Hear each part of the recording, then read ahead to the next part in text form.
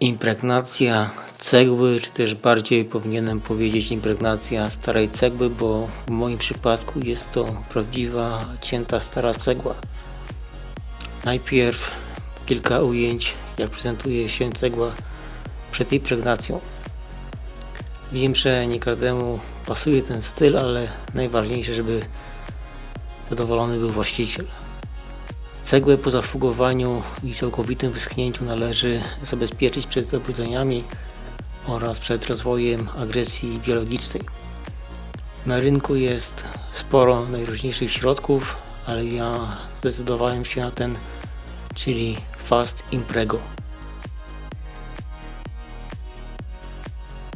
Z kilkoma produktami firmy Fast już miałem przyjemność pracować i zawsze wybrany produkt spełniał moje oczekiwania, więc obstawiam, że i w tym przypadku będzie tak samo.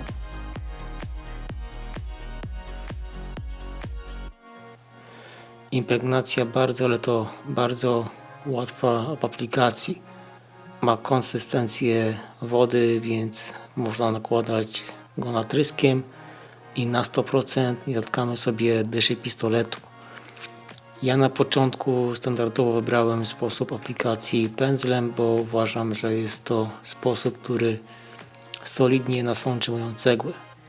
Robiłem sobie testy i byłem pod wrażeniem, jak szybko i skutecznie impregnat penetruje podłoże. Posmarowana testowo płytka ceglana po kilku sekundach była mokra po drugiej stronie. Ktoś może mi zarzucić, że zbyt obficie impregnuję moje cegły, ale próbowałem nabierać pędzlem mniejsze ilości impregnatu i impregnat również doskonale nasączał cegłę, ale z grudkowatą powierzchnią fugi miał problem, bo pędzel był zbyt suchy. Nabierając większą ilość środka i impregnując pędzlem metodą, którą demonstruję, być może zużywamy większą ilość impregnatu, ale kilkukrotnie pracujemy szybciej i efektywniej. Dodatkowo mając gwarancję, że nasze cegły z fugą są należycie nasączone. Wiadomo, ma to swoje wady, podłoże będzie dłużej po prostu wysychało.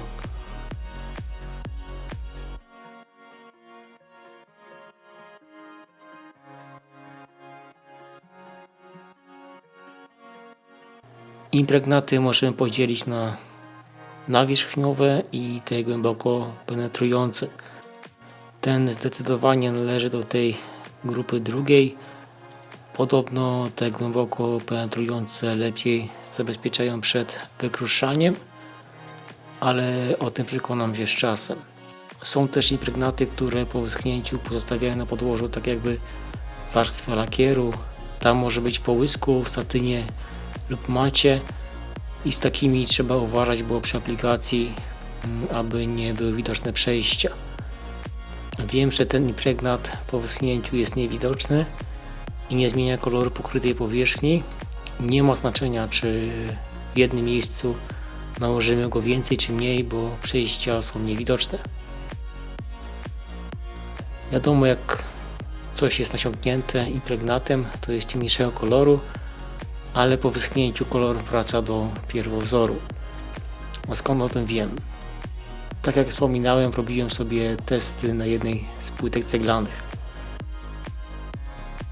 Wracając jeszcze na chwilę do konsystencji impregnatu, to mamy tutaj do czynienia z wodnym środkiem impregnującym opartym na dyspersji silikonowej, zapewne stąd jego biały kolor.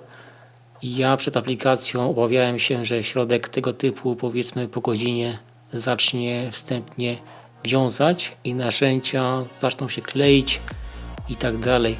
I bardzo miło się rozczarowałem, bo po całym dniu pracy narzędzia były cały czas zanurzane w impregnacie i nic się nie kleiło. Ja, jak widzicie, pracuję też bez rękawiczek, bo nie lubię w nim pracować i to samo do rąk nic się nie kleiło. Producent zaleca, aby wszystko po zachlapaniu od razu przetrzeć, ale ja osobiście miałem pochlapany delikatnie, powiedzmy, parapet, okno i futryny i przetarłem je dopiero po zakończeniu pracy i żadnego śladu impregnat nie pozostawił. Często można spotkać się z takimi niemiłymi sytuacjami po użyciu Unii gruntów, gdzie te nawet po kilku minutach potrafią zaschnąć i mamy plamy trudne do usunięcia. Dodatkowo impregnat jest całkowicie bezzapachowy.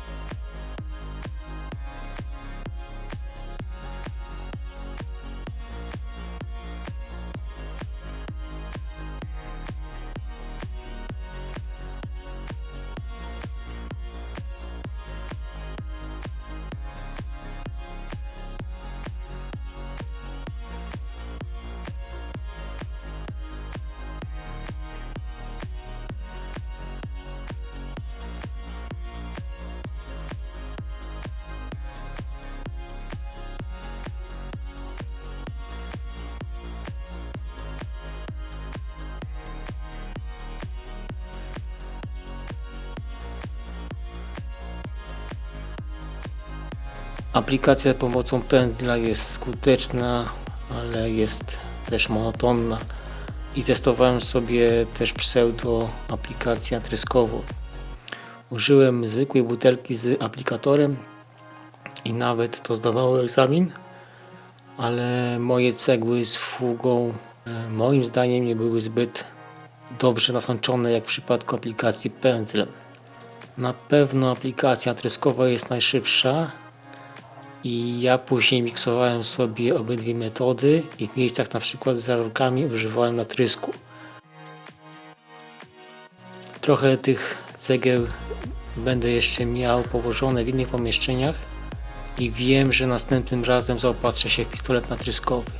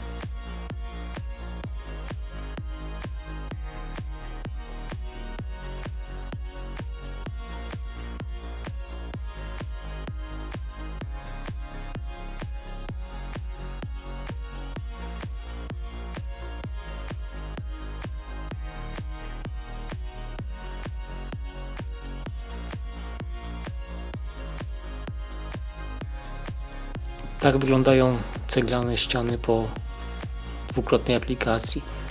Zapewne ktoś zaraz wypomni mi, że mówiłeś, że impregnat nie zmienia koloru, a tu ewidentnie widać, że kolor został podbity. To fakt, ale przypominam tylko, że ściany były impregnowane pędzlem, więc do całkowitego wyschnięcia potrzebują więcej czasu.